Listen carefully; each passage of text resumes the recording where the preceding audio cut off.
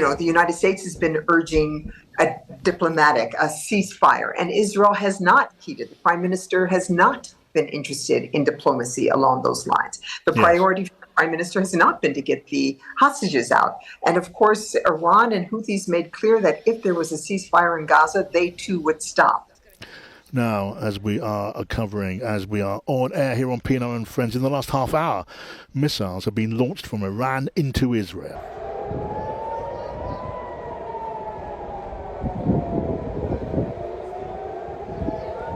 There, the Israel Defense Forces urged Israelis to remain alert. The sirens you can hear there are replicated across the entire country. We're seeing images, TV pictures now of lights in the sky, interceptors, it is thought, rising to meet incoming missiles coming in. We now know from the direction of Iran. We will see whether they've been supplemented by incoming fire from Hezbollah as well. The local media is talking about 100 missiles having been launched. And the Islamic Revolutionary Guard Corps in Iran has released a statement saying, in the name of God Almighty, as a response to the killing of Ismail Haniyeh, Saeed Hassan Nasrallah and Abbas Nilfushinan, we are targeting the heart of the Zionist-occupied entity. If Israel's response will hit them 1,000 times harder. So the warlike language from Iran to back up this continuing aerial assault. Let's get a broader overview of what this might mean in maybe strategic terms in the region and more widely. And so welcome to Gina Abercrombie-Winstanley, who is the president of the Middle East Policy Council in Washington, D.C. Gina, welcome to you. Thank you for joining us. Thank you for having me. It's good to have you here. Tell me, Gina, looking at it through your eyes as a strategic thinker, what is going through your mind as you watch this news unfold? That it's insanity to do the same thing and look for a different outcome, quite frankly. This is something that the United States and others have been warning against since the heinous attack from Hamas on the 7th, and of course Hezbollah's engagement on the 8th. U.S. diplomacy has been focused on trying to ensure that this conflict does not turn into what today it looks like it's turning into, a regional conflict. We understood from the beginning that old saying, an eye for an eye and everybody's blind by the end of it. And that seems to be the direction that we're going. So definitely diplomacy is being engaged in again at this time. But as it has escalated, this is not a surprise. We talk in the States about October surprises before the election. Today's the 1st of October, but this is the non-surprise surprise. No one should expect that urging restraint, if it's not working on our allies, how does it work on our enemies? Okay, I'm really keen to get your thoughts on the possibility of escalation now. Just in the course of the last, hour or so, I've spoken to a couple of experts on the region and the politics of the region who suggested that they did not gauge that Iran was looking for a major escalation at this moment. They know the consequences for Iran would be potentially catastrophic if they were engaged in an all-out conflict with Israel, with America behind it. What I'm keen to get your thoughts on, Gina, is we're now seeing what looks like a significant missile attack from Iran. At the same time, reliable reports from our colleagues on the ground in Tel Aviv of terrorists wreaking some kind of havoc on the streets. A report of a hotel in Tel Aviv having been taken or involved in some sort of fighting involving terrorists as well. Yeah. You put those together, and also the possibility of Hezbollah supplementing this attack, because we know, don't we, Hezbollah wanted Iran to be engaged in this way. So is it possible that whatever Iran may mean by this attack, whatever they wish to see follow from it, this could now just escalate beyond all control under a kind of awful momentum of its own? Well, the United States is in the uncomfortable position of being in a similar position as Iran, quite frankly.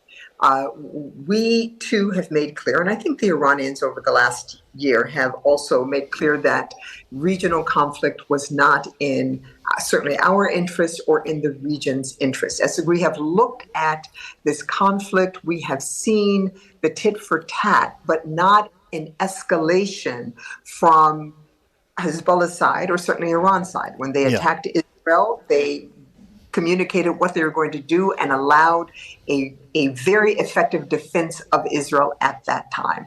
That was a strategic decision. However, the United States has been urging a ceasefire, and Israel has not heeded. The prime minister has not been interested in diplomacy along those lines. The priority for the prime minister has not been to get the hostages out. And of course, Iran and Houthis made clear that if there was a ceasefire in Gaza, they too would stop. We have no way of knowing if that was true because we could not get the diplomacy there the way it was conducted until now. So here we are, Iran and the United States at the behest of our allies in direct conflict. And the same way that if Israel is, attacked in a very effective or bloody way, then we are going to have to look and see what the United States will do. Yes. Right now, the president is making clear we're there to provide deterrence and to protect our own forces in the region. I think the American people will be very unhappy to be entering a war over which we have had no control.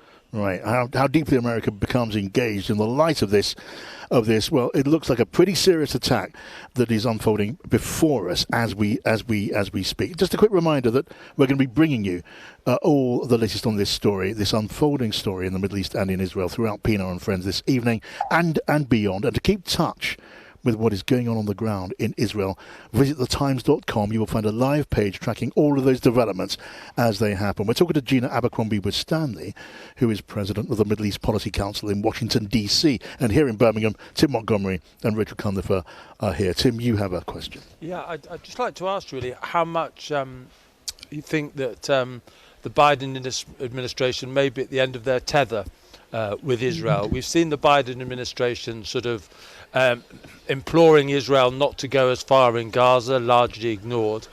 And, Biden and Netanyahu have never had a good relationship. And clearly, Israel is acting way beyond what America wanted them to do. Are you almost suggesting to us that Israel may be much more on its own now, with Biden near the end of his term, not up for re-election, able perhaps to choose a policy towards Israel now that's very much a signature policy, his own, not dictated by politics? Could Israel be much more isolated than perhaps they've calculated up until now? I believe that's highly unlikely. President Biden is president until January of 2025.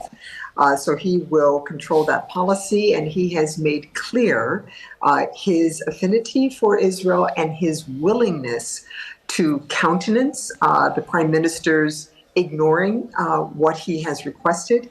He has made clear his willingness to countenance the prime minister doing things that might help his party's opponent.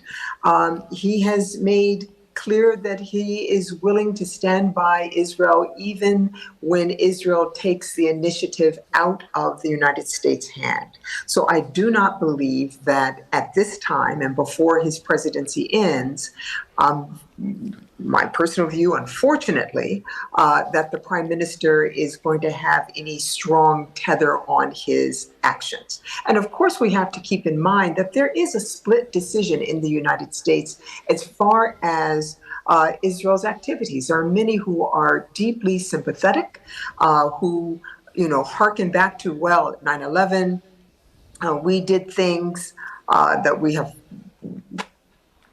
regretted in some stage since then, or if this had happened to us, look at 9/11, we might have done the same sort of reaction as the Israelis did in the Gaza Strip. But I believe that's not true. I believe that we have examined our policies and our actions since 9/11, and there have been many among leaders and American people who have recognized the oversteps, the missteps, the ignoring of U.S. values and ideals as we responded in an emotional fashion. And that is why the president counseled and warned the prime minister, do not make our mistakes. And that's what he was referring to. So there is a split in the United States about how best to help our ally, because keep the tit for tat going simply keeps the tit for tat going. And Israel Yeah. has no, in Lebanon, invading Lebanon has cost the Israelis dearly every single time they've done it. Okay, so Gina, the United States, the White House, President Biden may be reluctant to, as you say, keep the tit for tat going longer than necessary. But just what about the Israeli leadership? What about Benjamin Netanyahu? He can be called a hawk pretty confidently at any given time. The action that's taken place north of the border in Lebanon has increased Benjamin Netanyahu's popularity, according to the latest opinion polls. He's gained ground, although against other parts of his coalition rather than necessarily against the opposition. But he's nonetheless gained strength. You can imagine that given that he's more popular, there'll be pressure on Netanyahu to respond with Israeli forces strongly. What will America, what could America do about that? Or is it just a matter of saying, look, they did this, Israel, you now have the chance and the opportunity and the right to respond? Yeah. Well, again, they did this, but the Israelis did that. And they did this, and the Israelis did that. Again, it is this tit for tat that simply displaces people, destroys infrastructure, ruins and ends lives. Diplomacy is the only way out of this. We have been saying about this region for decades that there is not a military answer to this. And that assessment hasn't changed. It hasn't changed. So Israel is a sovereign nation with good allies in the United States and beyond.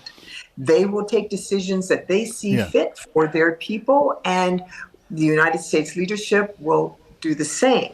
However, it is a strong and close ally. The relationship is abiding politically, democratically, socially, culturally, etc. So we are allies. Okay, look, this is not meant to be a rhetorical question, and if there's a note of incredulity in my voice, you might understand that. But as we now report on the missiles flying into Israel, as we talk about interceptors greeting them, as we talk about terrorist attacks on the streets of Tel Aviv and who knows where else, we're following this story minute by minute. What does diplomacy, Gina, even look like? Well, it looks very private because we are not going to criticize the Israelis publicly at this time. And of course, we do not forget, number one, Hezbollah is a terrorist organization.